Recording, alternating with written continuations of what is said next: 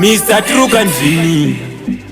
Zone Tropical Entertainment. Triple 9 Shane madiro andokuita ukaramba ukadaro ne heartbreak ndokita zvauriweka chimbo cheka uzorukuita dai kare kangu ndakatokurikita tafunga kutsvaga mumweni type yemukadzi anenge wachikwambo handinga mugoni ya 99 ndafunga kutsvaga mumweni type yemukadzi anenge wachikwambo handinga mugoni ya 99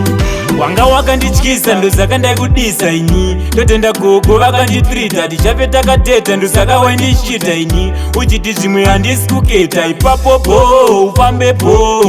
zvaramba ndavhara dho waityisa nyama kune majama ya 99 kutsvaga mumweni type yemukadzi anenge wachikwambo handinga mugoni ya 99 ndafunga kutsvaga mumweni type yemukadzi anenge wachikwambo handinga mugoni ya 99 ndaikuda ndakatoudza mama natete rega ndigodya maruva manhanga matete waitondiita bambi munhu asingakete wani ndaikuimbira chitekete pandinobuda unosara uchimberereka paunofamba moyo haumbosununguka ndinombogaya kumbogara ndakakubereka pafeya iwewo uno 99 kutsvaga mumweni type yemukadzi anenge wachikwambo handinga mugoni ya